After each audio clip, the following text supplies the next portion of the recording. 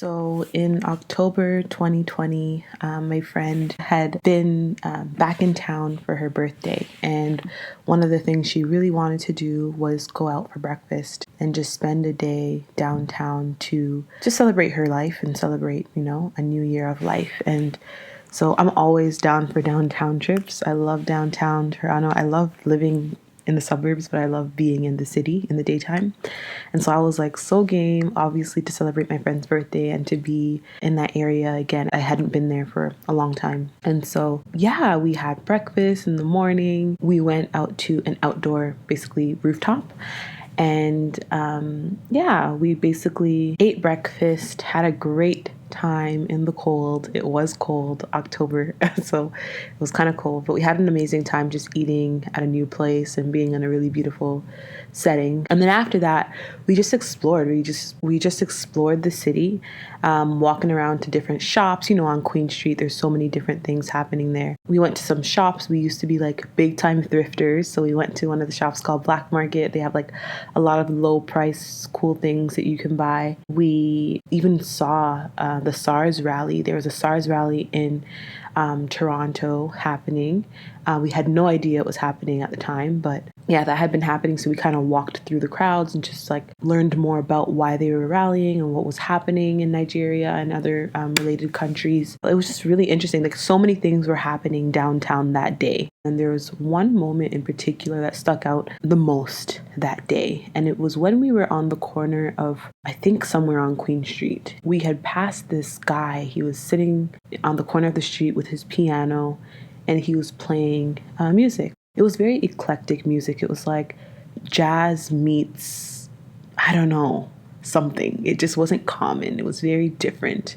But the guy was just in the vibes. He was like, his eyes were closed. He was playing as if he was the only person in the entire city. He was just feeling it, like the way he was moving while he was playing the piano. It was just so passionate, and you can tell that he was very passionate about what he was doing. And so we kind of stopped to give change and like appreciate his artistry. I love the city for that reason. Like you could just see all this talent, better than some of the talent you see in the actual world. People are getting millions for. I think the most talented people in some cases are those who are on street corners. But he was amazing. And so we stopped, we put our change in his piano case, and we just stood there for a little bit. So I'm thinking we're going to stand there for like 1 to 2 minutes. Like, you stop for a little bit, appreciate the artistry, and then you go about your daily life. To my surprise, my friend, she's very observant, and I really love, just how she is, especially when it comes to art and music. She's very like observant and passionate about those things. And while I was about ready to leave, we stood there for about 2 to 3 minutes at the time, and I was like, okay, we can probably go now. I look over at her and she's taking out her phone and she's filming him playing. But what was so interesting about how she did it is just like the way that she was looking at this musician playing on the piano is the way that I was looking at her, if that makes sense. And I say that because she was just so drawn by his talent. She was just so into the way that he felt the music. You can tell that she was moved by how he was passionate about what he was doing. And the fact that I saw that in her face while she was looking at him made me feel, I don't know, passionate, or there was just something about the way she admired him that I was captivated by. So I was looking at my friend as if she was the musician. Meanwhile, she's looking at the musician who is the musician. So basically, I was just so captivated by her appreciation for his art. And I was reminded of the importance of being present. And I know that's something that the last person on the memory series had talked about, the art of being present, how important it is to be present. But I had to reiterate that for this memory because that's exactly what I felt. I felt like she was so present in that moment. And I caught myself even looking around. I was like, okay, we've been the longest people standing here looking at this man playing piano. I'm looking around over my shoulder to see if people are noticing how long we've been there. onlookers, passerbys are probably wondering, like, why are they there so long? Like, they gave their money, can't they move on? And that's just me in my head thinking that people are thinking this, but I don't really know. But she didn't care. I was around looking, let's go, it's time to go. But she was like so zen, so into it, so present, so peaceful in that moment. And I learned a lesson in that moment. I learned to be present, and I learned that, like, it's okay to be comfortable with yourself. Don't worry about what other people are thinking. Just live. Just live. That was something I learned as well. Just live. Bask in every moment that you're given.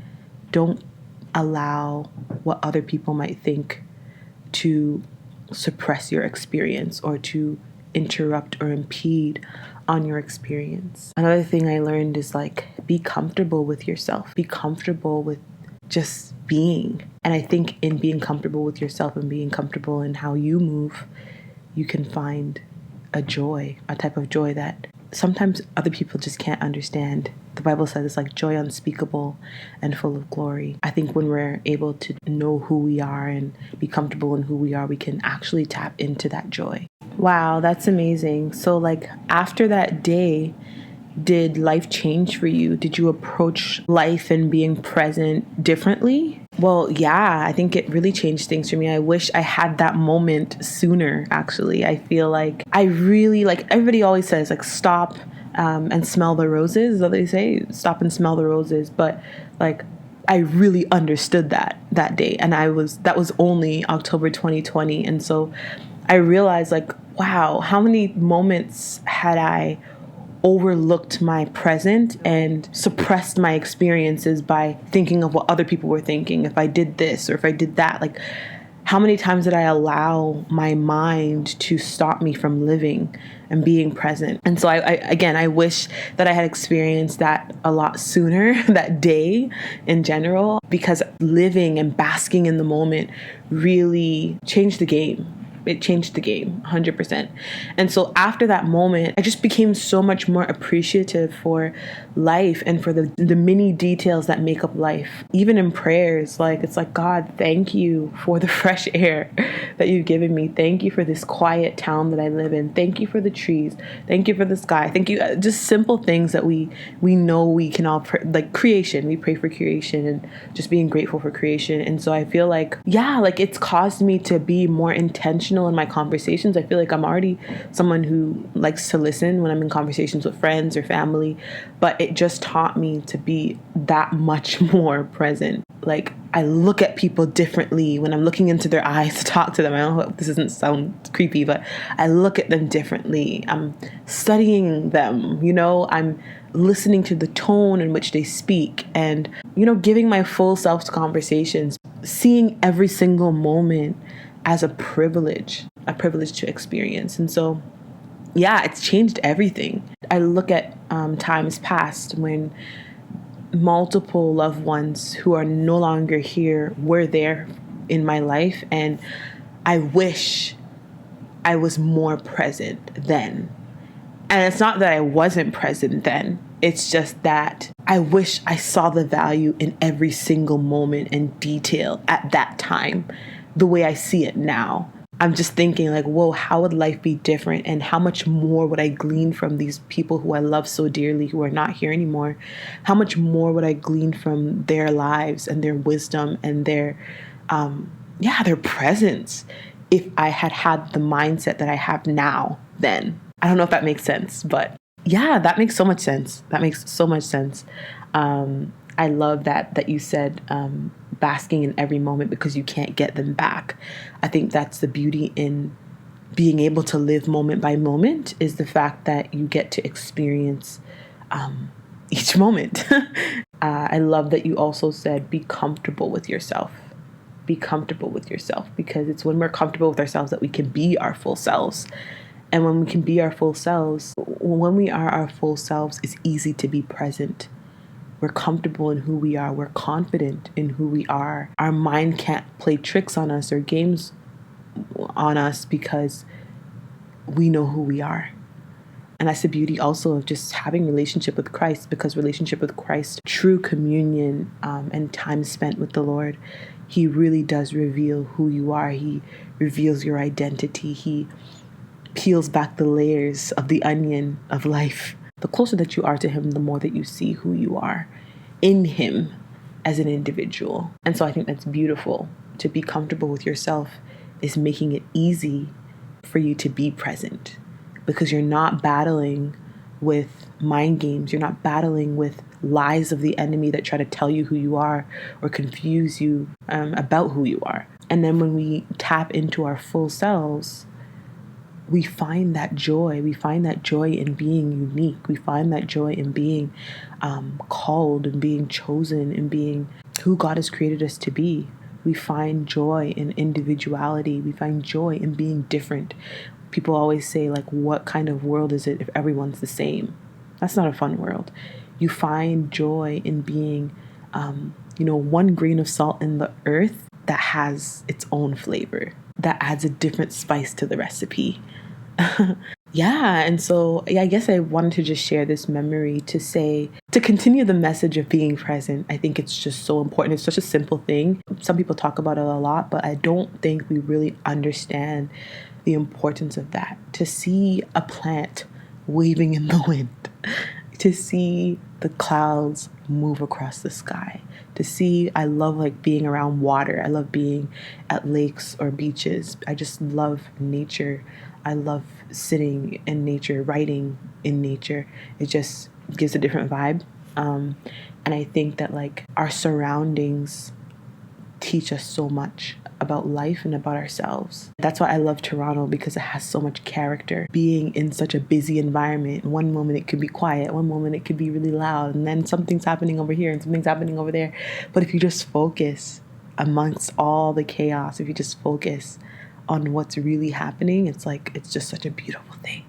And it's just like one of my phrases whenever I'm traveling, I always like hashtag life is beautiful, because it really is. And there's so many things to take in. You only see the details, the finite, beautiful details if you pay attention. You have to pay attention to see that beauty, because beauty's all around us all the time. But if we're not taking the time to look at it, to take it in, to bask in it, something so beautiful can be easily ignored. Something so beautiful can be easily overlooked.